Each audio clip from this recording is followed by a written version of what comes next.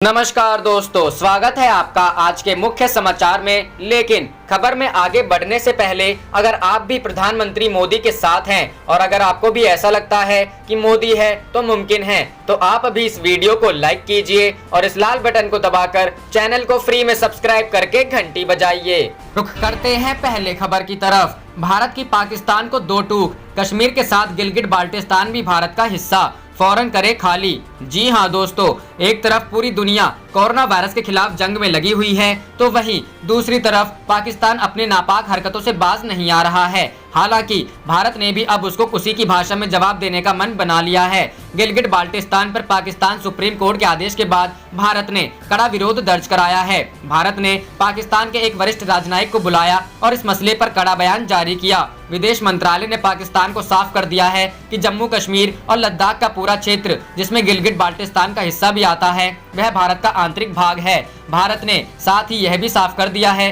कि इस मसले पर भारत की स्थिति साल 1994 में संसद में पास हुए प्रस्ताव में नजर आई थी, जिसे सर्वसम्मति से पास किया गया था। पाकिस्तान या फिर इसकी न्यायपालिका के पास कोई अधिकार नहीं है कि वह इस पर गैर कानूनी और जबरन कब्जा करे। भारत ने पाक को चेताया है और साफ कहा कि इस तरह गैर कानूनी कब्जे को छोड़ देना चाहिए और जम्मू कश्मीर में किसी तरह का बदलाव करने की कोशिशें नहीं करनी चाहिए। रुख करते हैं अगली खबर की तरफ। विदेशी कंपनियों को चीन से भारत लाने के लिए मोदी सरकार ने बनाया मास्टर प्लान। जी हां दोस्तों, चीन से निकलने वाली कंपनियों को आकर्षित करने के लिए भारत एक खास रणनीति पर काम कर रहा है। इसके तहत इन कंपनियों को लग्जमबर्ग की दोगुनी साइज की जमीन मुहैया कराई जाएगी। ब्लूमबर्ग ने अपनी एक रिपोर्ट में इस मामले के जानकारों के हवाले से लिखा है। इसके लिए देश भर में 4,61,589 हेक्टेयर जमीन की पहचान की गई है। इसमें 1,15,131 हेक्टेयर जमीन गुजरात, महाराष्ट्र, आंध्र प्रदेश और तमिलनाडु जैसे इंडस्ट्रियल राज्यों में है। विश्व बैंक के आंकड़ों से पता चलता है कि लग्जमबर्ग में कुल 2,43,000 हेक्टेयर जमीन है। किसी भी विदेशी कंपनी को भारत में निवेश करने के लिए जमीन की उपलब्धता ही सबसे बड़ी बाधा रही है। पोस्को से लेकर सऊदी अरमको तक जमीन अधिग्रहण को लेकर परेशान हो चुकी है। अब केंद्र सरकार राज्यों के साथ मिलकर इसमें बदलाव करना चाहती है ताकि इन्वेस्टर्स चीन पर निर्भरता कम करें और कोरोना वायरस महामारी के बाद भारत आए। जमीन अधिग्रहण के लिए क्या है मौजूदा नियम? वर्तमान में भारत में निवेश करने को इच्छुक कंपनियों को खुद ही जमीन अधिग्रहण की प्रक्रिया पूरी करनी होती है। कुछ मामलों में इस प्रक्रिया उनके प्रोजेक्ट में देरी होती है, क्योंकि इसमें छोटे प्लॉट मालिकों को तैयार करना हो, मोल भाव करना बेहद कठिन होता है। हालांकि वाणिज्य मंत्रालय ने इस बारे में भी तक कोई जानकारी नहीं दी है। ऐसे में बिजली, पानी और रोड के साथ जमीन की उपलब्धता से भारत की तरफ निवेशक आकर्षित हो सकते हैं। भारत के लिए यह अच्छी खबर इसलिए भी हो सकती है कि क्योंकि लॉकडाउन की वजह से अर्थव्यवस्था की हालत खराब हो चुकी है और खपत व मांग में भारी कमी आई है। इसके लिए केंद्र सरकार 10 सेक्टर्स को खास तवज्जो देगी, जिनमें electrical, pharmaceuticals, medical device, heavy engineering, solar equipment, food processing, chemicals और टेक्सटाइल्स जैसे सेक्टर शामिल होंगे। इस बात पर जोर दिया जा रहा है कि कौन सी ऐसी विदेशी कंपनियां हैं तो नए विकल्प तलाश रही हैं। सरकार की इन्वेस्टमेंट एजेंसी इन्वेस्ट इंडिया को जापान, अमेरिका, दक्षिण कोरिया और चीन से कुछ कंपनियों जानकारी मांगी है। संभव है ये कंपनियां भारत को निवेश के लिए एक विकल्प के नजरिए से देख रही हों। ये चारों देश भारत में टॉप 12 ट्रेडिंग पार्टनर्स हैं, जिसके बीच 179.28 अरब डॉलर का कारोबार होता है। अप्रैल 2000 से लेकर दिसंबर 2019 तक इन देशों से भारत में 68 अरब डॉलर का विदेशी निवेश आया है। सरकार इस बात पर भी विचार कर रही है स्पेशल इकोनॉमिक जोन में बेकार पड़े जमीनों का भी इस्तेमाल किया जा सके, क्योंकि यहां पर पहले से ही पर्याप्त इंफ्रास्ट्रक्चर उपलब्ध है। विदेशी निवेश को लेकर महीने के अंत तक एक डिटेल स्कीम को अंतिम रूप दिया जा सकता है। रुख करते हैं अगली खबर की तरफ। चीन पर बढ़ा दबाव, अमेरिका बोला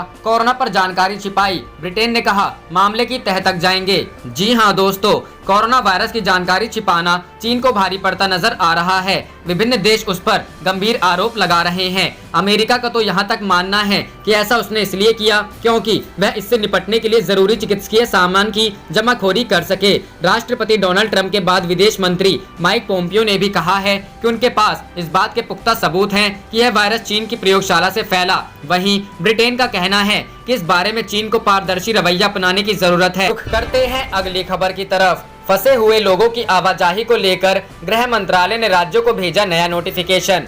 जी हां दोस्तों, केंद्रीय गृह मंत्रालय ने सभी राज्यों, केंद्र शासित प्रदेशों को नोटिफिकेशन जारी किया। नोटिफिकेशन में यह साफ किया गया कि गृह मंत्रालय द्वारा उन सभी फंसे हुए लोगों को आने जाने की अनुमति है जो लॉकडाउन से पहले अपने नेटिव प्लेस, वर्क प्लेस से दूर गए थे। हालांकि नोटिफिकेशन में बताया कि इसमें वह लोग शामिल नहीं हैं जो अपने नेटिव प्लेस से अगल काम के सिलसिले में गए और आराम से रहने के बावजूद भी अपने नेटिव प्लेस जाना चाहते हैं। गृह मंत्रालय ने अपने नोटिफिकेशन में सभी राज्यों, केंद्र शासित प्रदेशों से आग्रह किया है कि वह गृह मंत्रालय के आदेशों के अनुसार ऐसे सभी फंसे हुए लोगों की आवाजाही सुनिश्चित करें।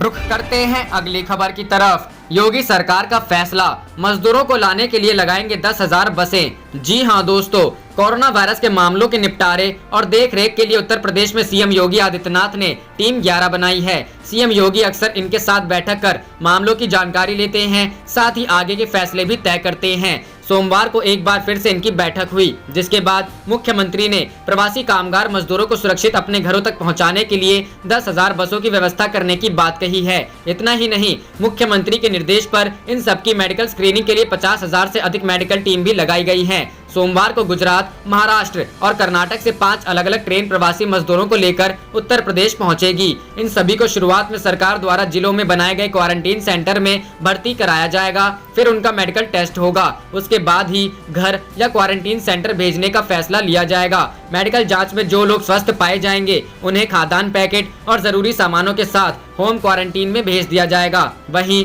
जो लोग चेकअप में अस्वस्थ पाए जाएंगे उन्हें हेल्थ सेंटर में उपचार के लिए भेजा जाएगा। निराश्रित लोगों को भरण पोषण भत्ता देने की भी बात कही गई है। फिलहाल क्वारंटीन सेंटर में 11 लाख लोगों के रहने की व्यवस्था की गई है। उन्हें वहां पर कम्युनिटी किचन के जरिए भोजन भी उपलब्ध कराया जाएगा। कम्युनिटी सेंटर को पहले ही जियो टैग किया जा चुका है, अब क्वारंटीन सेंटर को भी जियो टैग किया जा रहा है। बता दें, देशव्यापी लॉकडाउन की वजह से कई प्रवासी कामगार मजदूर लगभग 1.5 महीने से दूसरे राज्यों में फंसे हैं, लेकिन गृह मंत्रालय के नए आदेश के बाद अब इन सबको बारी बारी से अपने गृह राज्य भेजा जा रहा है। एक स्पेशल ट्रेन 1200 प्रवासी मजदूरों को लेकर कानपुर पहुंची है। ये सभी मजदूर गुजरात के साबरमती में फंसे हुए थे। लखनऊ में भी 800 प्रवासी मजदूरों को लेकर एक ट्रेन रविवार सुबह चारबाग रेलवे स्टेशन पहुंची। ये ट्रेन महाराष्ट्र के नासिक से मजदूरों को लेकर यहां आई है। वहीं महाराष्ट्र के भिवंडी से लगभग 1200 मजदूरों को लेकर एक ट्रेन गोरखपुर के लिए रवाना हो चुकी है। ये ट्रेन रात 1:23 पर भिवंडी से रवाना हुई। रुख करते हैं अगली खबर की तरफ। मजदूरों को नहीं बेचा जा रहा कोई टिकट, राज्य सरकारों से वसूल रहे 15% किराया। रेलवे, जी हां दोस्तों, लॉकडाउन के दौरान मजदूरों को उनके राज्य पहुंचाने के लिए चलाई जा रही ट्रेनों के मामले पर अब भारतीय रेलवे ने सफाई दी है। रेलवे ने कहा है कि वह प्रवासी मजदूरों को कोई टिकट नहीं बेच रहा है। वहीं रेलवे राज्य सरकारों से इस वर्ग के लिए केवल मानक किराया वसूल रहा है, जो कुल लागत का महज 15% है। रेलवे मंत्रालय के सूत्रों ने न्यूज एजेंसी ANI से आगे कहा कि भारतीय रेलवे श्रमिक स्पेशल ट्रेन चला रही है। इनमें सोशल डिस्टेंसिंग का पूरा ख्याल रखा जा रहा है। श्रमिकों को उनके गंतव्य तक छोड़कर वापस खाली आ रही है। वहीं वापसी के दौरान ट्रेनों को पूरी तरह से बंद रखा जाता है। रेलवे ने आगे बताया कि रेलवे की ओर से मजदूरों को मुफ्त में खाना और पानी की बोतल दी जा रही है। इससे पहले मुंबई में फंसे यूपी के मजदूरों को लेकर दूसरी ट्रेन सोमवार सुबह लखनऊ पहुंची। इन कामगार मजदूरों को घर तक पहुंचने के लिए सरकार की ओर से निःशुल्क बसों की सुविधा मुहैया कराई गई। नागपुर से आई ट्रेन में 977 यात्री आए। ये यात्री यूपी के 36 विभिन्न जनपदों के रहने वाले हैं। ऐसे मजदूरों को घर तक पहुंचने के लिए परिवहन निगम की 45 बसें भेजी गई हैं। बसों को नगर निगम की ओर से सैनिटाइज करके यात्रियों को बैठाया गया था। कर्मचारी रजनीश मिश्रा ने बताया कि सोशल डिस्टेंसिंग का ख्याल रखते हुए हर बस में 28 लोग ही बैठ सकते हैं। बस रवाना होने के पहले चालक परिचालकों को सुरक्षा किट दी गई। इसी तरह कोटा में फंसे झारखंड के छात्र छात्राओं को लेकर स्पेशल ट्रेन रविवार की शाम करीब 4 बजे धनबाद स्टेशन पहुंची थी। ट्रेन से धनबाद, बोकारो व गिरिडीह सहित 10 जिलों के 954 छात्र छात्राएं व उनके परिजन धनबाद आए थे। स्टेशन पर यात्रियों की स्वास्थ्य जांच के बाद उन्हें बसों से उनके घर भेजा गया। वहीं श्रमिक स्पेशल ट्रेन में सफर करने के किराए में स्लीपर क्लास के टिकट मूल्य 30 रुपए का सुपरफास्ट शुल्क और 20 रुपए भोजन पानी के शामिल होंगे। रेलवे ने स्पष्ट किया कि यात्रियों को अपने पास से कुछ भी खरीदने की जरूरत नहीं, उनके खर्च का वहन राज्य सरकार करेंगी। रुख करते हैं अगली खबर की तरफ। डीजीपी गुप्तेश्वर पांडे का बड़ा बयान, बिहार में कहीं ग्रीन जोन नहीं, शाम 7 से सुबह 7 बजे तक होगा कर्फ्यू। जी हां दोस्तों, जहां पूरा देश इन दिनों कोरोना वायरस की मार झेल रहा है, बिहार भी इस महामारी से अछूता नहीं है। राज्य में लगातार बढ़ रहे कोरोना के मामलों को देखते हुए पुलिस महानिदेशक डीजीपी गुप्तेश्वर पांडे का बयान सामने आया है। रविवार को उन्होंने कहा कि बिहार में कहीं भी ग्रीन जोन नहीं है, पूरे राज्य में या तो रेड या फिर ऑरेंज जोन है, जबकि केंद्र सरकार ने बिहार के 5 जिलों को रेड जोन, 20 जिले को ऑरेंज जोन और 13 जिलों को ग्रीन जोन की सूची में रखा है। डीजीपी पांडे ने आगे कहा कि राज्य में पूरी तरह से लॉकडाउन लागू है और जो भी इसे तोड़ने की कोशिश करेगा, पुलिस उसके खिलाफ कड़ी कार्रवाई करेगी। पुलिस शाम 7 बजे से लेकर सुबह 7 बजे तक कर्फ्यू जैसी सख्ती बरतेगी, यहाँ तक कि जिन्हें पास मिले हैं उन वाहनों के परिचालन पर भी रोक होगी। रुख करते हैं अगली खबर की तरफ। गिलगिट बाल्टिस्तान को खाली करे पाकिस्तान, भारत ने चुनाव कराने के आदेश पर जताई कड़ी आपत्ति। जी हां दोस्तों, आने वाले दिनों में गिलगिट बाल्टिस्तान को लेकर भारत और पाकिस्तान के रिश्तों में और तनाव घुलने के आसार दिखते नजर आ रहे हैं। सोमवार को भारत ने गिलगिट बाल्टिस्तान इलाके में चुनाव कराने के पाकिस्तान सुप्रीम कोर्ट के फैसले पर बेहद सख्त आपत्ति जताते हुए पाकिस्तान सरकार को डेमार्च जारी किया है। सामान्य भाषा में कहें तो भारत ने पाकिस्तान से अपनी गहरी नाराजगी जाहिर की है। भारत ने पाकिस्तान के सामने 2 टूक में स्पष्ट किया है कि गिलगिट बाल्टिस्तान का क्षेत्र भारत का वैध व अभिन्न हिस्सा है और पाकिस्तान की न्यायिक व्यवस्था का उसको लेकर फैसला करने का कोई अधिकार नहीं है। भारत ने पाकिस्तान को इसके साथ ही इस इलाके को खाली करने को भी कहा है। भारतीय विदेश मंत्रालय की तरफ से बताया गया है कि नई दिल्ली स्थित पाकिस्तान उच्चायोग के वरिष्ठ अधिकारी को बुलाकर उससे भारतीय पक्ष की नाराजगी से अवगत कराया गया। उन्हें साफ तौर पर बताया गया कि जम्मू कश्मीर का पूरा संभाग, गिलगिट बाल्टिस्तान समेत पूरा लद्दाख का क्षेत्र पूरी तरह से भारत के वैध अपरिवर्तनीय कदम है। पाकिस्तान ने इसे गैर कानूनी व ताकत के जरिए कब्जा किया है, जिस पर वहां की न्यायिक व्यवस्था का कोई हक नहीं है। पाकिस्तान ने अवैध तरीके से भारतीय राज्य जम्मू व कश्मीर के भी एक बड़े हिस्से को कब्जा में किया है। इसे इन सभी इलाकों को जल्द से जल्द खाली करना चाहिए। इस तरह के न्यायिक फैसलों से पाकिस्तान सरकार अपने अवैध कब्जे को नहीं छिपा सकती है। भारत ने यह भी कहा है कि पिछले 7 दशकों से इसी इलाके के लोगों का पाकिस्तान दमन कर रहा है और उनकी आजादी की मांग को कुचल रहा है। अंत में भारत ने वर्ष 1994 में भारतीय संसद में कश्मीर को लेकर स्वीकृत प्रस्ताव की भी दिलाई है, जिसमें समूचे जम्मू व कश्मीर को भारत का अभिन्न हिस्सा बताया गया था। रुख करते हैं अगली खबर की तरफ। एनएएम के वर्चुअल समिट में भाग लेंगे पीएम मोदी, कोरोना से लड़ाई पर होगी चर्चा। जी हां दोस्तों, प्रधानमंत्री नरेंद्र मोदी कोरोना वायरस महामारी से लड़ने के तरीकों पर चर्चा के लिए नॉन अलाइन मूवमेंट के वर्चुअल समिट में भाग लेंगे। रिपोर्ट में कहा गया है कि यह बैठक भारतीय समय अनुसार लगभग 4:30 बजे होगी और इसमें विदेश मंत्री एस जयशंकर भी शामिल होंगे। यह पहली बार होगा जब मोदी 2014 में प्रधानमंत्री बनने के बाद से एनएएम की बैठक में भाग लेंगे। मोदी 2016 में और फिर 2019 में एनएएम शिखर सम्मेलन में भाग न लेने वाले पहले पूर्णकालिक भारतीय प्रधानमंत्री हैं। पिछले 2 शिखर सम्मेलन 2016 में वेनेजुएला और 2019 में अजरबैजान में उपराष्ट्रपति द्वारा भारत की प्रतिनिधित्व किया गया था।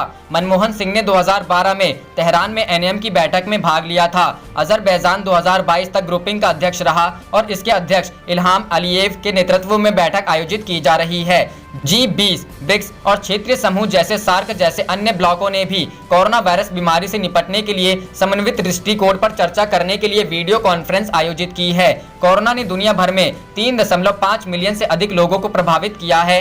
रुख करते हैं अगली खबर की तरफ। लॉकडाउन, सुप्रीम कोर्ट में भी कल से कामकाज सामान्य करने की शुरुआत। जी हां दोस्तों, कोरोना महामारी के चलते देश भर में लॉकडाउन को 17 मई तक के लिए बढ़ा दिया गया है। वहीं लॉकडाउन बढ़ाने के साथ ही गृह मंत्रालय ने जोन के हिसाब से दिशा निर्देश और शर्तों के साथ छूट का भी ऐलान किया है। इस बीच सुप्रीम कोर्ट भी वीडियो कॉन्फ्रेंसिंग के जरिए अपना काम कर रहा है। हालांकि सुप्रीम कोर्ट प्रशासन की ओर से जारी सर्कुलर के मुताबिक सोमवार से डिप्टी रजिस्ट्रार और उनसे ऊपर के दर्जे के अधिकारी अपने दफ्तर में आएंगे। सरकारी दफ्तरों में उच्च अधिकारियों की उपस्थिति और कामकाज संभालने के केंद्र सरकार के आदेश के बाद ये कदम सुप्रीम कोर्ट प्रशासन ने उठाया है। हालांकि अभी जज कोर्ट रूम में बैठकर सुनवाई नहीं कर रहे हैं। वर्चुअल कोर्ट यानी वीडियो कॉन्फ्रेंसिंग के जरिए मामलों की सुनवाई जारी रहेगी। वहीं बीते दिनों कोरोना लॉकडाउन में वीडियो कॉन्फ्रेंसिंग के जरिए कामकाज को लेकर सुप्रीम कोर्ट ई कमेटी के प्रमुख जस्टिस डीवाई चंद्रचूड़ की ओर से कहा गया था कि वीडियो कॉन्फ्रेंसिंग के जरिए